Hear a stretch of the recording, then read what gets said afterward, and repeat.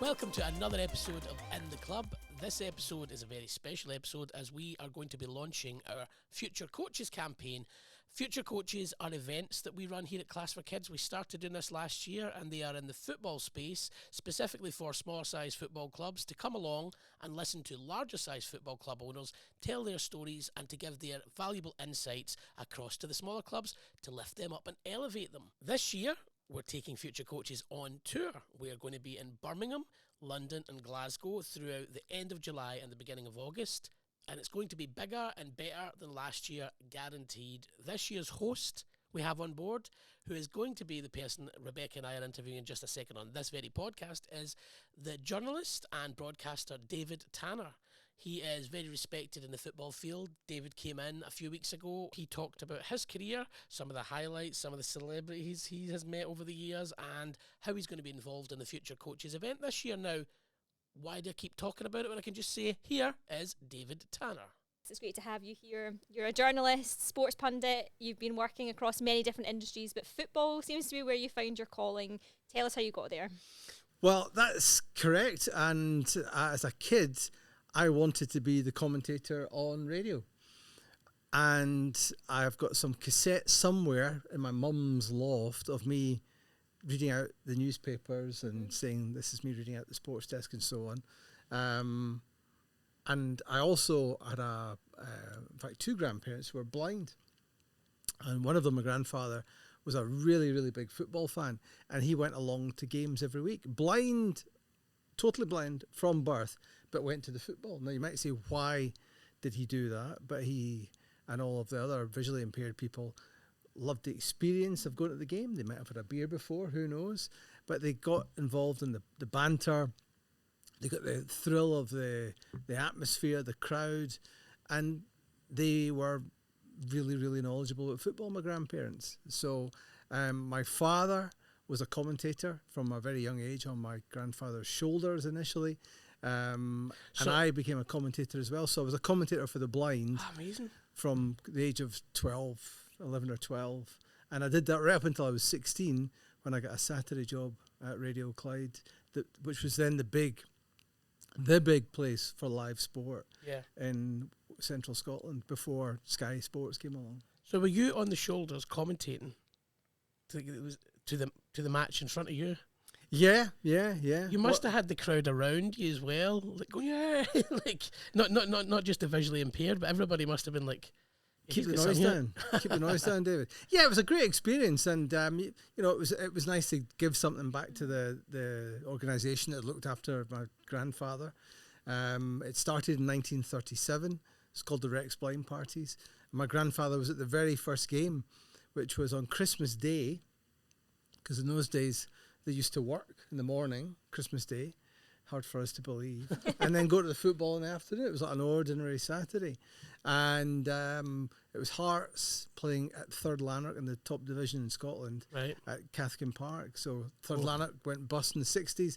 But Cathkin Park, which was the second Hampden Park, we know the third one better, where Scotland play their big games and where the cup finals have played. But he was at Cathkin Park on that first day in 37. So he was looked after by them for the best part of 40 years. So that's where my passion for commentating and telling people something they didn't know started. I have a story about Third Lanark. I don't have many football stories. My wife's dad, who's now passed away, John, was a mad Third Lanark fan growing up. Now, Cathkin Park, when it was destroyed, it was in the 60s, it was torn down. And again, as you said, that used to be Scotland's old Hampden. Yeah. He stole a large bit of the wood and he made a guitar from it, which is in the Hampden Museum. I've seen that guitar the Hampden Park Museum. Yeah, wow. That was my wife's dad. And at the top headstock of the guitar with the logo, usually as it's just a Third Lanark, he'd kind of emblazoned with the Third Lanark shield. So that's interesting. That's crazy. And Cathkin Park is still there. And I occasionally wander around there. The terracing is still there. It's overgrown now. The pitch is still pristine and youth clubs will play it. Yep. And young footballers got a chance to play there, where the cup finals were held. in the early days, and where big Scotland internationals took place. So, and that is where my grandfather was first exposed to a football game, and so I guess that's ground zero for the Tanner family's love of football and talking nonsense about it. So did you always know that football was kind of where your passion was based on your experience and I guess enjoyment to go with your grandfather and experience those things? Yeah, it was terrific. We used to travel to grounds across Scotland, and I'd commentated all the big Scotland games and most of the cup finals when I was at school. So it was a great opportunity to get to know football, but also get to know commentating for the blind. And one of the main BBC commentators of the 70s and 80s of a lot of the Kenny Dalglish goals when he was playing for Celtic, it was Alistair Alexander commentating on them, and Alistair started out at the Rex Blind Party as well. So there's been a couple of others since then as well. So it was great times, and yeah, you're right. Football's been very good to me. I've been to over 30 countries. That was one of my questions. Traveling I mean, around the everywhere. world, covering it as well, and I've met the great and the good. So I've been very, very fortunate on the back of that. I mean, you've interviewed some pretty big names. When I was kind of looking up who you'd interviewed and where, David Beckham's up there, Cristiano Ronaldo. I'm on the David Beckham Netflix documentary. Really? Right, if you're listening or watching the podcast, go and check David out on the Netflix documentary. That's what Right, hang on, but what point? I've seen this again. What point? It's at the point where he is leaving LA Galaxy Yep. to go full time at AC Milan. Okay. And I've interviewed Beckham in Madrid a couple of times, but also AC Milan came to play Rangers in a friendly game. Yep. And afterwards I managed to persuade him to do a little bit. And that's where it was. And I say to him something on the lines of, there's a lot of talk about you leaving LA for Milan. Can you confirm that's what you want to do? And he did. So we got the story. And that was just as the internet was really taking off. And it's the first time I've been aware of an explosion happening. a viral story, yeah. Yeah. It was just before social media kicked off. I think it was probably even just before Facebook started. And he also told me that night he wanted to go to the World Cup. So my name was associated with Beckham's for, a 24 hours of the news cycle at that time. And I was quite surprised to see it pop up. Are you in on the credits? Netflix. No. And I didn't get £1 million. So Right, we it's need David to call presumably Netflix did. after this then, right? We need to David, do if you're that. listening, come on, pay up. That's all I'd say. So that leads me on to a question of what's your most sort of memorable or unforgettable interview that you've ever done, and where was it and who were you interviewing? Well, I remember not that far from where we're sitting now, waiting to interview Diego Maradona. And Maradona not only scored his first international goal at Hampden Park in Glasgow, he also had his first game as Argentina manager at Hampden Park in Glasgow. A lovely coincidence. And I was working for Sky Sports for the game, and we had exclusive coverage of the match, and therefore we were entitled to get an interview with the manager, Maradona. So we were told where to go at the Radisson Hotel in Argyle Street, and we were told to be there for a 2:00 interview. So we got there nice and early at 12 o'clock, and to set up the microphones and the lights and the cameras, make it look absolutely sharp, which we did. So 2:00 came, but Diego didn't come. 3:00 came, but Diego didn't come. 4:00, 5:00, 6:00, 7:00 he arrived. Oh, okay. Went for something to eat, and at 8:00 he did Argentinian TV. He then did Argentinian radio, and then it was our turn. Was you on Argentinian time?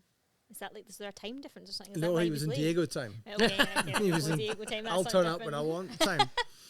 So then it was me, and I stood there and shook his hand. I said, Diego, David Tanner, lovely to meet you. And he pulled out a cigar, lit it, and said, good night. Oh, and off he went. And that was that. So that was a memorable one that didn't actually happen. But I mean, I've been lucky. I've interviewed Pele. I've met Messi. I was the first person to interview Cristiano Ronaldo after his debut at Real Madrid. But my favourite interview... It's now, isn't it? Yeah, It's now. you can tell us, It's David. this it's okay. one. Yeah, of course. Okay, It's this one. It's Rebecca and Stephen. Well, there you go. My Messy. favourite was Johan Cruyff, who, for those who don't remember him, you might know the Cruyff turning. I think everybody's tried that on a football pitch. Every boy and girl has fancied doing that. But he was the best footballer that Europe has produced, with respect to Beckham and all of these guys. They've got the celebrity, but this guy was the best. Played in the Dutch team that got to the final of the 74 World Cup, playing what they called total football. I always say that Scotland invented football, but the Dutch reinvented it with total football. The national stadium in the Netherlands, the Amsterdam Arena, is now called the Johan Cruyff Arena, and the new Barcelona stadium is also going to be named after Johan Cruyff. So that's how big this guy is.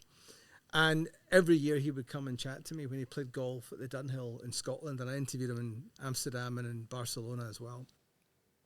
And he was the best interview because he had things to say, and he was a great, when you're a journalist, you're looking for a source of news and a source of comment.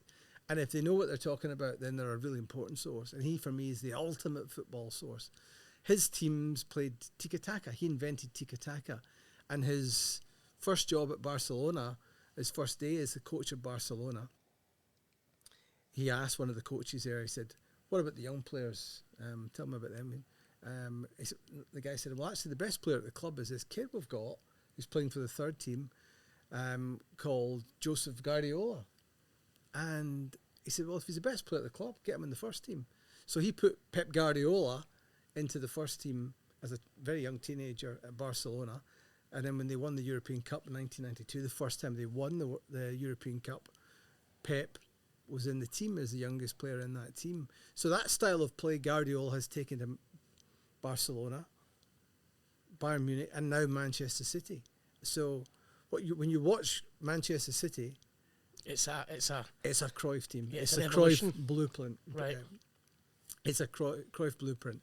So he was great because he was really, really big into playing the game the right way. Very critical of Jose Mourinho for not playing the game the right way and not behaving in the right way. And I thought that was, so he's my favourite because he was the ultimate football brain, but he also had opinions as well, you know. So somebody interesting to interview then, where you could get the point and the source of the news that you're looking for, but had an opinion that was sort of well versed, I guess. Yeah, absolutely. That's the way of what they said made sense, you know. And if you can get people as a journalist who are,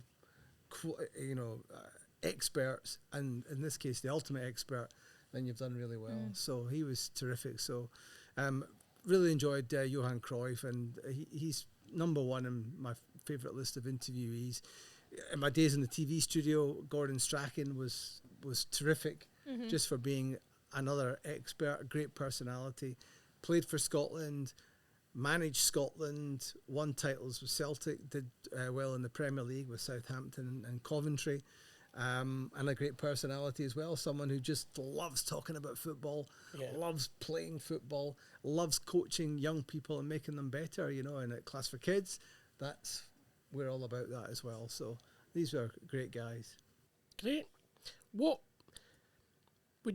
advice would you give, right, for kids now that might want to get into journalism, sports journalism, broadcasting? Practice. Yeah. Practice. When I started, it was just before the internet was invented. I know I look much younger than that. Real David. But to produce any content that were to be published, we had to work for a radio station or a TV station. See, that's kind of why I asked, because there's all these other outlets now, isn't there? But now we TikTok. Yeah. That's got to be a point of conversation. TikTok's got to be one of those places. YouTube.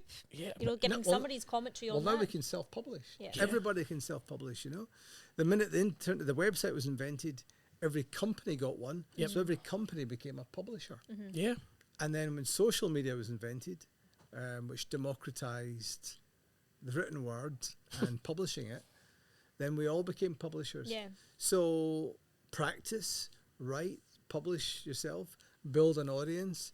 And the thing about, YouTube in particular, you know, people are building huge audiences on that and making a living out of it without the need for being employed by a Sky Sports or a BBC or the Times or the Daily Mirror or the Daily Record or the Sun or so on. So these are exciting times for people who want to create an audience for themselves, as you have done with the podcast. Yeah. I mean, so you've sort of gone from commentating for your grandfather, working in radio. You worked at places like Sky as well. So you're now back at Talk Sports Radio. What is it you're doing? What is it you're doing there? Well, Talk Sport is the world's biggest sports radio station, based at Tower Bridge in London. Terrific organisation. I'm their Scottish football correspondent and match reporter, which is great fun. And I pop into programmes. I did something into a really popular programme called Hawksby and Jacobs just before I came here. Jeff Stelling and Alan Brazil and Ali McCoist on breakfast. If they need something on Scotland, they'll give me a shout to inform, but also at TalkSport entertain as well. Yeah. So that I've been very, very lucky to do that along with all my other freelance activities. And I'm also a lecturer in journalism at Scotland's #1 journalism school at Edinburgh Napier University, where I went as a student, as a teenager. Full circle. Full circle. That's FOOL. And that's been terrific fun there as well, getting to teach and to coach younger people. Well, you've got so much experience and knowledge that it would be, almost bad not to share what you can teach. Is there anybody at the university there, like any teachers there that would have taught you? No. They've. I just thought that might have been an interesting. They've all gone. It's a little while ago. But no, that's a really exciting part of my portfolio of work. We've just started the Masters in Sports Journalism. So big things to come out of Scotland then in the commentary space in the future. We hope so. Yeah, we hope so. There's quite an accolade accompanies there, David. And now just the finishing one.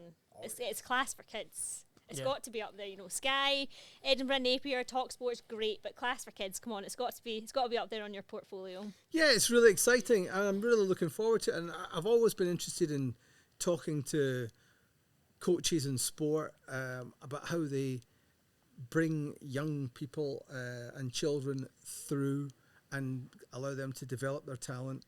And some people are born with talent, but they still have to work on it. Yeah. And Johan Cruyff, to go back to the great Cruyff, said to me that, the more you can practice with the ball, before the age of 9, it becomes instinct. It's like muscle memory, isn't it? Muscle memory, yeah, exactly. So if a football player, for example, is through on goal and smashes the ball into the back of the net without thinking, with 50,000 fans cheering at them, but half the ground wanting them to miss, a big defender about to come and kick him or her, they calmly put that away without thinking about it. That's instinct. And Cruyff said that was learnt before the age of 9. After 9, it's coached. So if a player goes through on goal and he or she has to think about it and then messes up because they've not had that, they've had to think, what am I supposed to do here? What have I been taught? That's amazing. It's as young as that. It's young as 9. Yeah, it's kind of like nature versus nurture, like what's actually in your nature and what needs to be, in this case, coached to a child to be able to learn that. Yeah, instinct. So stuff like that really, really interests me, and I'm a big fan of Alex Ferguson's views on bringing the best out of people. There's a really famous story that I love about Fergie where he talks about the geese, and Sir Alex, who of course was hugely successful manager with Aberdeen in Scotland before going to Manchester United, where he was manager for over 20 years. And Fergie told the golf players who were playing in the Ryder Cup, the Team Europe at Gleneagles in Scotland a few years ago, he talked to them. He said, remember, the geese when they're flying, the strongest goose goes at the front, and then the weaker ones follow in the V. And if there is one that's injured or older or whatever or younger, then the geese all look after that. In the middle. Yeah. So he said everyone's got a part to play. You look after each other. You help each other develop or get to where you want to be, and if that might be warmer climes for the geese, or it might be playing in an FA Cup final. Or a World Cup final for England or Scotland, Wales or Northern Ireland, or wherever your nation is, then you've got to do it as part of a team. And I really like that story. I really, really like that story. It's like, I mean, Wait. is that his analogy? Because that is great. Well, Yeah, wait till we bring and- it to a team building day. Stephen and I were just thinking, you Yeah, know, we're really going to like take complete geese. credit for that. Yeah, we're- Don't bring any geese into the building if you're listening at home. But one of the things that the players did after that was they always said, remember the geese, remember Yeah. the geese. And there is a wonderful photograph of Team Europe with the Ryder Cup, having won it at Glen Eagles, and they're standing posing for a photograph, at which point, guess what flew overhead? For real? Like, Got to be geese. No, it was No. a helicopter. No, you had to No, say it was a flock of geese. It was you were right, Stephen. And right. So, and you know, so it was almost that little wonderful bit of magic. So, yeah, so Class for Kids, teaching people about the benefits of teamwork, if it is a team sport they play, and you know, developing children, young people. That really, really appeals to me. So let's go and do it. Let's do it. I mean, what a good way to wrap things up. I think we might as well mention that Future Coaches is coming back on this podcast and that our very own Yeah, David yeah. is going to be hosting that event. Oh, Yeah, well, it know seems that that? this Do is you the first remember time he's nobody been told told. me. I think so. I think I'm getting a Brian, if haircut you today. could, We just took him off the street. Brian, earlier on. lock the door. He doesn't know yet, but we'll just hold him here until the events. Yes, David is going to be our host at the upcoming Future Coaches Tour this year, so it's going to be really good to have you. I think you fit in very well with our madness and Yeah. very on brand. Yeah, you're very on brand for us, David. Yeah, which On is- brand. I'm not so sure about the madness, Yeah, but that might be catching. Well, it might be. Yeah, it might be. That'll come once we've locked you in for a few days. Yeah, really looking forward to it. I mean, I know, and I've known previously about what you do, what everybody gets involved in, and the team ethic and the structure for teams and coaches and young participants. It's terrific. So really looking forward to travelling around the UK, spreading the word, and hopefully we'll get some star athletes. Absolutely, we will fly down the end of south like Geese. To wrap up the podcast then, David, what's the one thing you're most excited about being involved in Future And now Coaches? I'm most excited about the geese. I don't know about David. Don't distract. Okay, I'm sorry. What I are you couldn't- excited about for Future Coaches? And I guess, yeah, I like geese, but I couldn't eat a whole one. I'm veggie. We'll get a corn goose. For Oh, you. thank you. Yeah, We'll get a corn. corn one. So for me, I think it's the opportunity to spread best practice and give people a template from which to build and use they can copy to make their clubs better. So be it chess, be it netball, be it football, be it rugby, whatever the sport or pastime is, things can be done better. And to make the job of those who give up their time, because I'm a great believer, and I was very fortunate that I played football very badly. I was in the Boys Brigade, and all of these organisations that provide these kind of great platforms for young people to develop themselves, to grow as people, to grow in confidence, they're all run by volunteers. So if Class for Kids can make the life of the volunteer better and can therefore make the product better, that will be fantastic. So if we can spread that word, spread that best practice around the UK and Ireland, I think that will be absolutely fantastic. There you go, David. You summed it up perfectly. Great to have you on board for Future Coaches, and even better to have you in the podcasting seat with us today. Thanks yet again. It's great to be here. Thank you very much indeed. Fantastic insights there from David, and amazing to have him on board with Future Coaches. I'm just going to give a shameless plug here to some of the merch that we'll be giving away on the tour. If you can secure your tickets. Now, how can you secure your tickets? If you're listening to the podcast, you'll be able to look in the podcast description, and there'll be links to the Glasgow, London and Birmingham event. If you're watching on YouTube, again, look in the description, and there'll be links to all of the events there. Now, be quick, because the events are selling out and there is limited spaces, and we hope to see you there. Future Coaches 2024, Class for Kids. Bye!